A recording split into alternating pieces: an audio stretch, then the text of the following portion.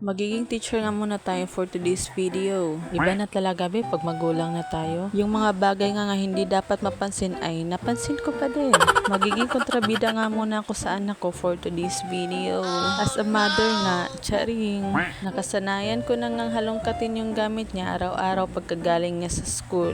At ngayon nga may kakaibang nangyari be. May sulat lang naman siya na hindi ko maintindihan, wag kayong praning. Tabangi ragod ko glantaw ng iyang sinulat be. Mamalaki ko yan be, dahil sulat yan ng anak ko. Kaya lang sumasakit yung ulo ko kaya kailangan niyang gawin tama. Kung hindi, ka talaga sa akin. Naiintindihan niyo ba yun? Tanging ina lang ang nakakaintindi nun, huy. Proud nga ako dahil naka 100% siya dito. Buti naman at nagkakaintindihan sila ni teacher. Kulang talaga ang hindi makaintindi no. Hinahayaan ko nga muna siyang maglaro dito. Diyan naman siya magaling. Maganda ka anak dahil mamaya papahirapan kita. Uy, huwag ganun. Hindi naman ako masamang ina. Luko-luko lang talaga. Pinapabangon ko na nga ang anak ko para maumpisahan ko na ang kamalditahan ko. Uy. Tinuturuan ko na nga siya kung ano yung mga kailangan niyang gawin at kailangan niyang itama. Kahit nga may tama ako minsan, ginagawa ko naman yung best ko para hindi ako magkulang sa aking anak. Kailangan talaga habaan mo yung pasensya mo para madali niyang maintindihan kung ano yung sinasabi mo. Dati kasi sasabog yung utak ko sa inis. Kailangan ko pa nga gumawa noon ng bangkang papel at eroplano para lang matapos niya yung sinulat niya. Kailangan isang malaking pamilya yun be.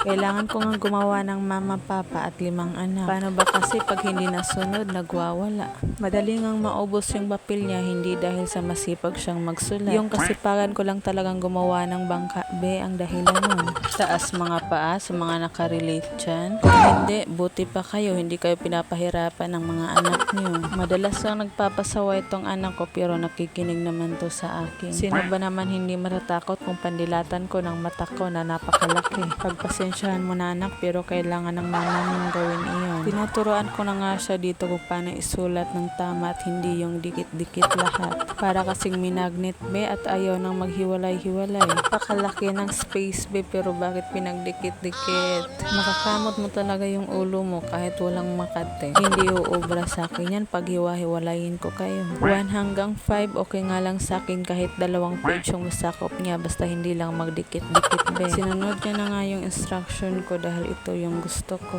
Tignan niyo naman ang kaibahan sa dating sulat niya. Naintindihan ko na ngayon kung bakit 100% siya kay teacher. Tama naman yung mga sagot niya pero gusto ko lang talagang itama pa. At ito na nga, natapos na nga yung number 1. Tignan mo anak, mas maayos na yung kinalabasan. Hindi ka talaga magsisisi sa akin anak na ako ang naging nanay mo. Basta sa ikakabuti mo, go si mama dyan. Sino ba namang hindi mapaproud sa anak niya kung ganito yung makikita mo? Napakagaling ng anak ko dyan, be. 100% lahat. Agoy, mayroon na namang inang nakapagmayabang. Sinunod ko naman itong makabansa subject niya. Tignan nyo naman, nasa ng ustisya. Pangit talaga ng handwriting mo anak, manang-mana sa akin. Pero okay nga lang yan, basta malagyan lang ng space. Sumasama nga yung pakiramdam ko sa sulat ng anak ko, mapapa-incheck ka na lang talaga. Hinahayaan ko na nga rin siyang magsulat dyan dahil pagod na ako mag-voice over. Ay nakalimutan kong hindi pala pwedeng mapagod para sa pamilya. Tsaga nga ako dyan nag-aantay kung kailan siya matatapos. Napagod na yan be, hindi lang halata. May premyo naman siyang matatanggap pag natapos niya yan. Ikis mo lang yan siya ng ikis, masaya na yan. Salamat nga po pala sa mga matyagang nanonood ng mga video ko. Kung wala kayo, wala akong views. At kung hindi pa nga kayo nakapag-subscribe, mag-subscribe na po kayo sa channel ko. At yun lang po, maraming salamat sa panonood.